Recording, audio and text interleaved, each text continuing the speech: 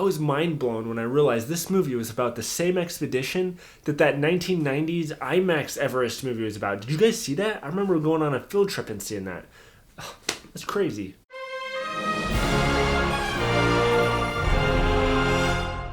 Everest. Okay, so I'm going to tell you right off the bat, I had a blast with this movie. There are a lot of actors in this movie. It is definitely an ensemble cast. I'm talking Keira Knightley, Jake Gyllenhaal, Sam Worthington, yes, Jake Sully himself. But really the main character of this movie is Jason Clarke. Now, you're going to see a lot of other actors in this movie that pop up that you're like, hey, I know that guy. Hey, I know that guy. So I'm not going to list them all off, but there's a lot. Now, what this movie does great is giving every character enough screen time. A lot of pitfalls that movies like this do that have an ensemble cast is they'll advertise all these actors, but they'll be in it for literally like one scene, and really it's about one guy. Now, yes, Jason Clarke is the main actor of this movie, but I would say every character in this movie really does get enough screen time that you have enough time to see the character development with all of them and really get to know them. You see them go through their training processes and getting climatized to this mountain, and then going on their expedition to and from the peak. The other thing this movie does well, in a good way, is the roller coaster of emotions you have. You have these high, uplifting, beautiful moments. I saw this movie in IMAX 3D, and there's some scenery images up on the mountain with these views that are just beautiful.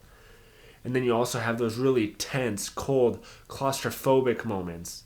Even on a mountain, you can have some claustrophobic feelings and these little tense and the wind hitting it and stuff. And you really feel the danger some of these characters are going through. It might have just been the theater I was at, but I was kind of cold watching this movie, and it almost gave like another effect to it. Because while they're all phrasing on screen, I'm sitting in the theater just like, maybe I just need to drink more water. They also really show you the effects of climbing these mountains. A lot of times people think, what's the big deal? You just hike up this mountain, right?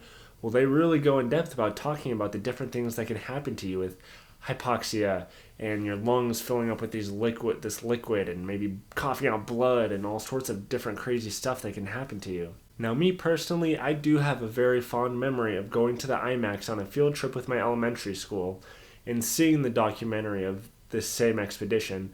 And it's kind of cool because in the movie they actually show, hey, these are the IMAX guys, or hey, there's the IMAX team.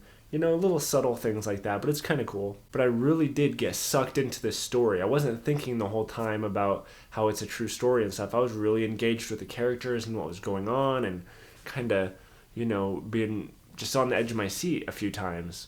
The only negative I have with this movie, and it's being very nitpicky because this is a pretty good movie, is the fact that a couple of the characters in this movie meet the end of their story arc, if you catch what I'm saying.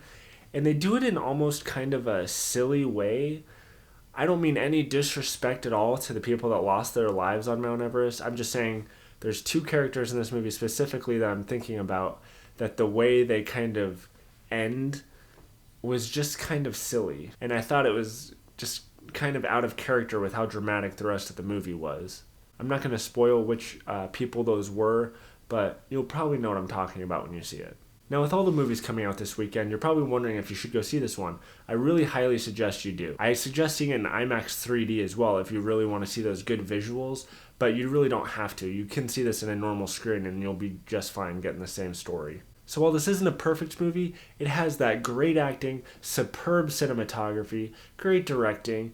You get a great story arc with all these characters. So in the end, what are you going to do with this movie? You're going to want to pay full price because this is definitely girlfriend material. So guys, if you like my reviews, please subscribe and watch my other reviews coming up next. If you can handle it, go.